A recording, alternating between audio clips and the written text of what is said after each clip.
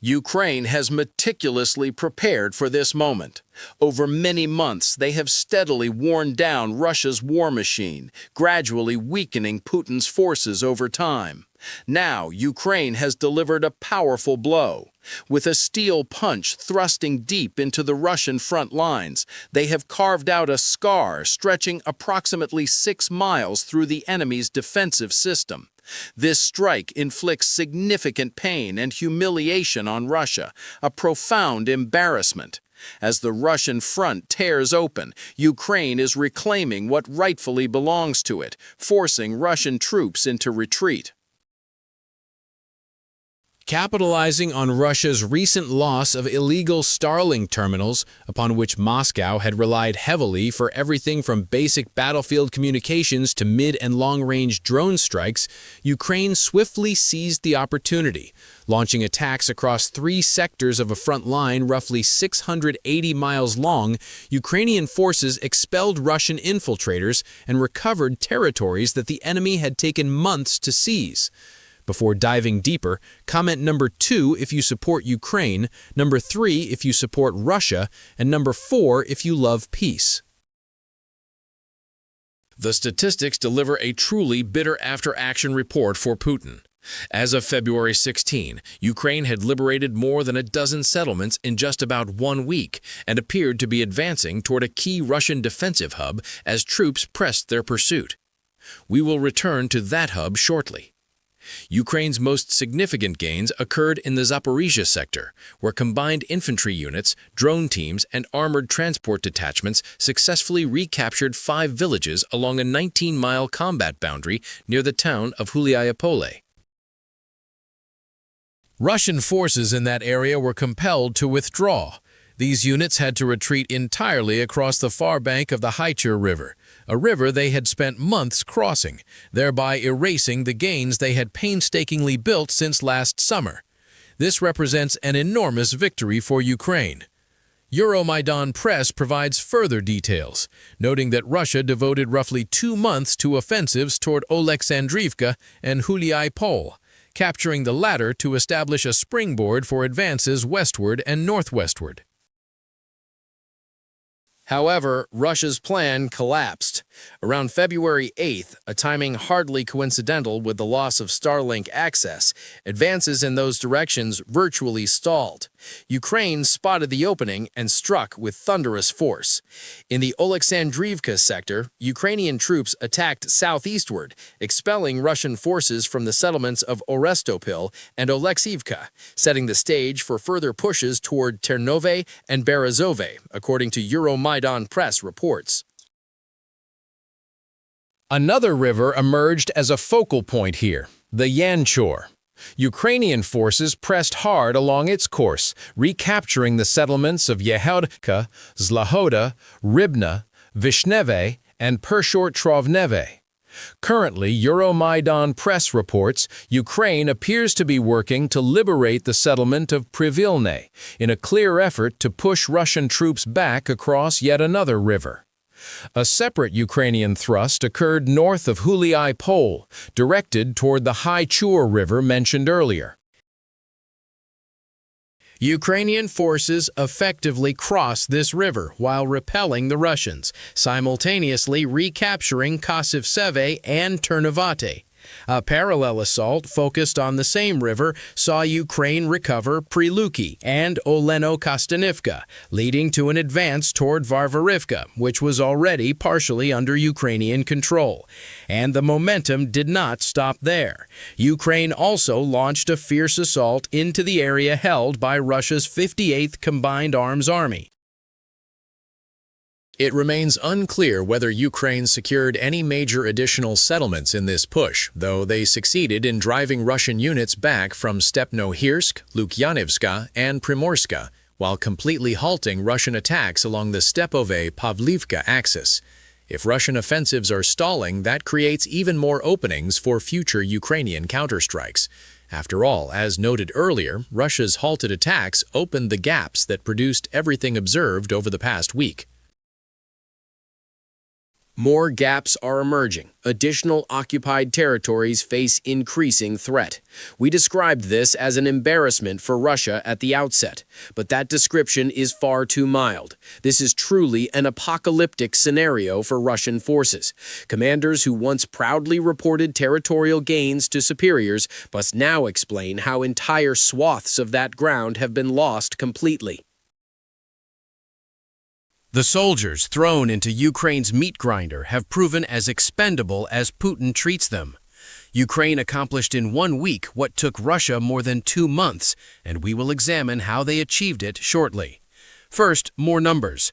These figures turn an already dire Russian situation into a genuine catastrophe. You likely guessed that liberating so many villages indicates massive Ukrainian momentum in the week leading to February 16th. Euromaidan Press cites a figure. Ukraine regained approximately 6 miles of territorial depth from Russia across the sectors where counterattacks were launched. That number alone is impressive, but reality exceeds it significantly. As France 24 explains, this rollback carries even greater meaning.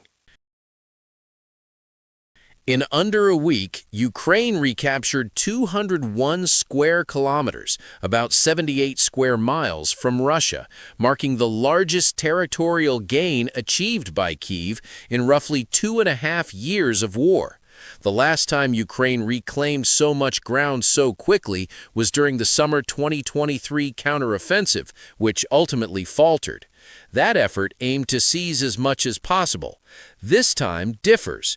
Yes, Ukraine recaptured substantial territory rapidly, but a very specific purpose drives these liberations, one we will detail if you stay to the end. First, let's examine how Ukraine pulled this off. 2 key factors are at play. One, mentioned repeatedly, Starlink. The cutoff of Starlink proved pivotal to Ukraine's success, as explained by analyst Preston Stewart in his in-depth breakdown of the breakthrough.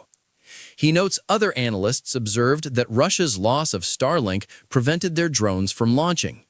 That assessment is only partially accurate and may not directly explain Ukraine's recent achievements. True, some Russian drones relied on Starlink. However, as Stewart points out, most Starlink-dependent drones were mid- and long-range types used to strike Ukrainian rear areas. Russian FPV drone teams likely continue operating in the Zaporizhzhia zones Ukraine just reclaimed, though one could argue the loss of mid-range drones prevented Russia from disrupting the incoming Ukrainian assault. Far more critical on the Starlink front is the communications breakdown inflicted on Russian troops. Cutting Starlink disrupted communications and affected the use of certain UAVs, Stewart states. Consider what this means for Russia. Their approach throughout much of 2025 and into 2026 involved dispatching small infiltration teams to establish fragile defensive lines inside Ukrainian territory. These infiltrators depended entirely on command guidance to know their positions, objectives, and whether reinforcements would arrive to convert tiny footholds into viable combat lines. With Starlink stripped away, that entire communications network vanished. What remained were isolated pockets of Russian soldiers scrambling like headless snakes. They had no idea where to go or what to do next, so they hunkered in makeshift positions, hoping Ukrainian assault units would miss them.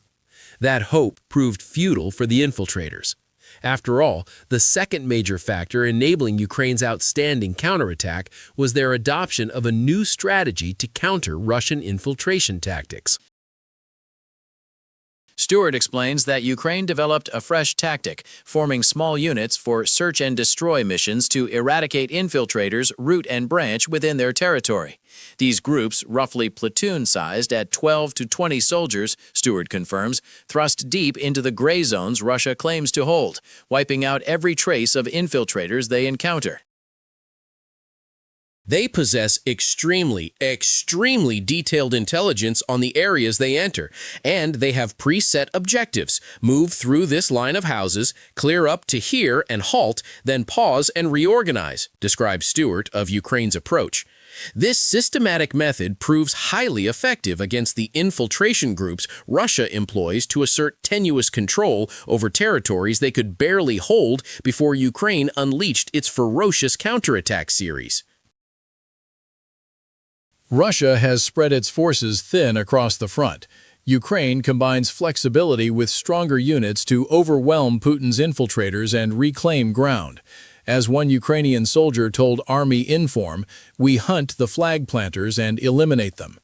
That soldier is Colonel Vladislav Voloshin, spokesperson for Ukraine's Southern Defense Forces, operating in the Huliaipole and Oleksandrivka directions, where Ukraine reclaimed vast swaths this week.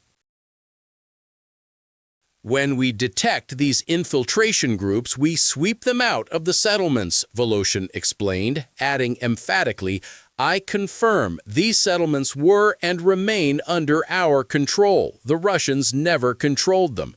We are simply seeking out these infiltrating flag planters and destroying them." In other words, Ukraine is retaking what is theirs, and doing so from Russian forces that never truly gained a firm foothold. Soon, we will reveal the true objective Ukraine seeks with this counterattack series. In response to Ukraine's gains over the past week, Russia's reaction has been remarkably feeble. Russia is gearing up for another offensive in summer 2026. Ukraine's primary goal now is to disrupt Russia's timeline for that offensive, as Mashevets reported on February 5th. Anything Ukraine can do to delay its start shrinks the window of opportunity Putin has to seize ground during Ukraine's favorable weather. Summer brings dry terrain, tree cover, and nighttime operations without hypothermia risk, and Ukraine aims to ensure readiness when conditions favor the Russians. ISW reports that part of Russia's summer offensive will target the Zaporizhzhia axis, explaining why Russia spent months trying to seize the areas Ukraine just reclaimed. Kyiv Post adds that Russia plans to commit 100,000 troops to this push, likely drawn from national strategic reserves. Putin set harsh deadlines for gains in Zaporizhzhia, and meeting them before summer now seems nearly impossible. The lost territory must be retaken to launch the offensive at Putin's desired scale, so months once allocated for preparation and deeper advances must now reverse prior gains Russia thought secured long ago. Russia finds itself in a classic catch-22. On one hand, they hesitate to tap strategic reserves built since 2025 to retake the liberated ground. Those reserves are earmarked for the summer offensive, so the more Putin draws from them, the weaker the coming push becomes. On the other hand, leaving the reclaimed territory in Ukrainian hands means the staging areas needed for the initial assault evaporate. Summer would then be wasted regaining lost ground before any further advance, destroying Putin's agenda of leveraging occupied territory for peace talks leverage. Forcing such a humiliating Russian retreat is a masterstroke by Ukraine. Yet, as mentioned early in the piece, Ukraine's broader frontline stabilization strategy does not mean reclamation is complete. According to Stewart, the village of Uspenivka may be Ukraine's next target. That makes perfect sense. The village serves as the center of the Russian defensive system, likely a logistical node coordinating deeper Russian thrusts into Zaporizhzhia. Capturing that defensive position would further weaken Russia, making Putin's summer goals even harder. Losing Uspenivka would sting particularly, as Russia held it since early November 2025 and used it to block Ukrainian units fighting near Novomykolaiv. Thus, another Ukrainian advance toward Uspenivka seems likely, but that may mark the counteroffensive's endpoint. Once that settlement falls under control, Ukraine will shift focus to preparations for summer. What we truly witness here is Ukraine erasing the gray zone concept from the equation. The gray zone idea is relatively new and gained prominence in Ukraine due to Russian infiltration tactics. Before this war, front lines were fairly fixed. Each side established defenses on a stable line, with attacks organized to push that line forward or back depending on attacker or defender. In Ukraine, combat boundaries blurred. Gray zones, often spanning miles, emerged where neither side could claim legitimate sovereignty, because both operated inside them. For example, a Russian infiltration unit might hide in territory still patrolled by Ukrainian drones. That ground does not count as Russian-occupied in such cases. At best, Russia holds a foothold, destroyed once infiltrators are detected. Creating these gray zones sowed chaos in Ukraine's rear, forcing Kyiv to divert assault troops for counterattacks like those seen in the week leading to February 16th.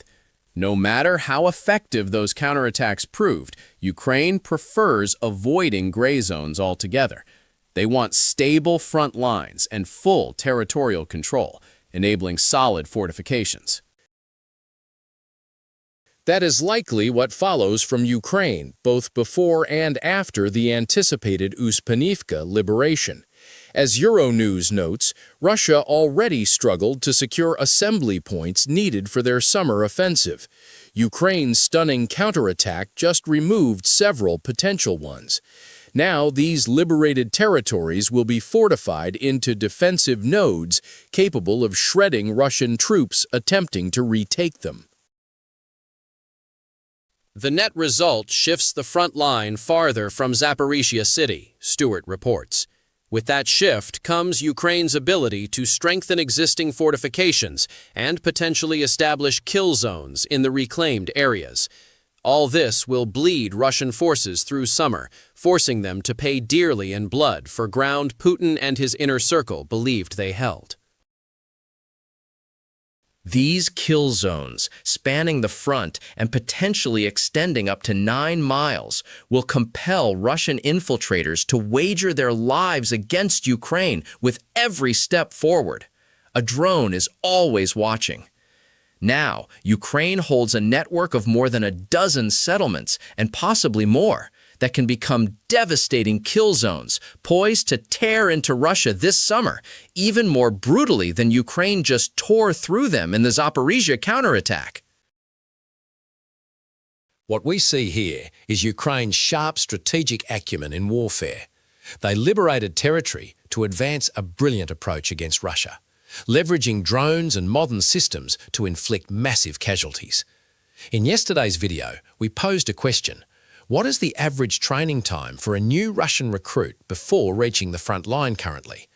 The correct answer is B, 10 days. With attrition exceeding 30,000 troops monthly, Russia pushes barely trained soldiers into the line after just 10 days of rudimentary training to fill gaps, turning them into easy targets for Ukrainian drones. That near absurd answer drew many correct responses from channel viewers. So, for a fresh Russian recruit with only 10 days of training thrust into Zaporizhzhia, what is the average survival time? Answer A, about 3 to 5 days.